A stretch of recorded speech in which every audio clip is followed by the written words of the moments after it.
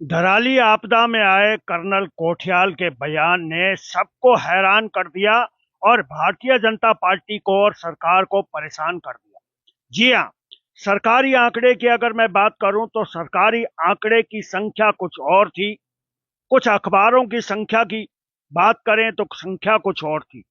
लेकिन कर्नल कोठियाल ने जो आंकड़ा बताया है वह सुनने के बाद सरकार के माथे पर बल पड़ना लाजमी था।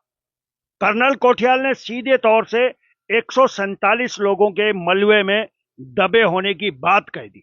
और ये तस्वीर जो आप देख रहे हैं, ये तस्वीर भी तस्दीक करती है और गवाह है इस बात की कि इतने बड़े सैलाब में 5 अगस्त 2025 को आए हुए उस सैलाब में क्या कुछ सरकार ने किया है और क्या नहीं किया है वो आपको बताऊंगा। लेकिन इन तस्वीरों को एक बार गौर से देखिएगा। कुछ ही मकान थे जो ऊंचाई पर थे और ये जो आप देख रहे हैं, ये सामने का दृश्य, ये वो इलाका है जहां से वो पूरा का पूरा मलबा आया। और यहाँ जहां पे मैं इस डॉग के साथ में खड़ा हूं, यहाँ पे होटल हुआ करते थे, यहाँ मकान हुआ करते थे। और यही वो जगह है जहां कर्नल कोठियाल के बयान के बाद बवाल मच गया। इतना बवाल मच गया कि कांग्रेस के नवनियुक्त प्रदेश अध्यक्ष धराली पहुंचे। लेकिन लेकिन इसमें सबसे हैरानी की बात यह है कि जब हम धराली गए थे तो कोई भी ऑन कैमरा कुछ भी बोलने को तैयार नहीं था। लोगों ने दबे मुंह कुछ कहने की कोशिश की तो कई लोगों ने उन्हें चुप करा दिया। आखिर क्या धराली का सच कभी बाहर आ पाएगा?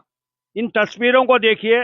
आज भी धराली में सिसकते हुए लोग, रोते हुए लोग, अपनों की तलाश में अपनों को ढूंढते हुए लोग आपको मिल जाएंगे।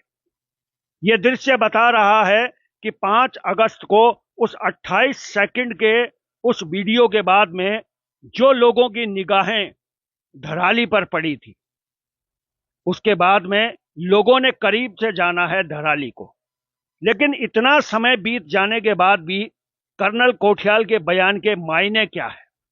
जब हमने स्थानीय लोगों से बातचीत करने की कोशिश करी तो उन्होंने साफ तौर से इस बात को कहा है कि सरकार की तरफ से यहां कुछ भी खोजबीन करने की कोशिश ना के बराबर है।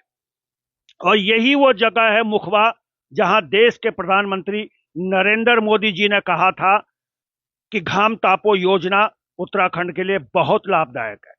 कांग्रेस के प्रदेश अध्यक्ष गणेश गोदियाल यहां तंज कस गए और कह गए कि जब देश के प्रधानमंत्री नरेंद्र मोदी ने यह घोषणा करी है कि घाम तापो, उसके बाद ही ये प्रलय आई है। न जाने इन शब्दों के मायने किस तरह से और कैसे लोग निकाल रहे हैं। अब इन तस्वीरों को आप देखिए। इस पुल को लेके भी इस समय विवाद है। कुछ लोगों का कहना है कि ये जो पुल का निर्माण किया जा रहा है, ये भविष्य के लिए बहुत ज्यादा सुरक्षित नहीं है।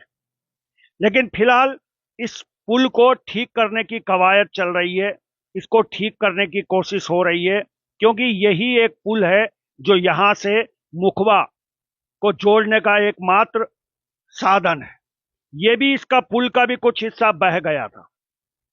लेकिन आज भी हैरानी इस बात की है कि इस मलबे में कितने लोग दबे हुए हैं, इसका सही आंकड़ा आज भी कोई बताने को तैयार नहीं है। और एक आंकड़ा जो 147 का आया है, कर्नल कोठियाल ने बताया है, उसके बाद भी सरकार की तरफ से यहां कितनी कोशिशें हो रही है, ये आपसे छिपा नहीं है। सुंदरता की अगर मैं बात करूं तो आज भी कुदरत आपको यहां खींचने को मजबूर होती है और आप यहां आने को मजबूर होते हैं। तो चलिए, बहुत बहुत धन्यवाद।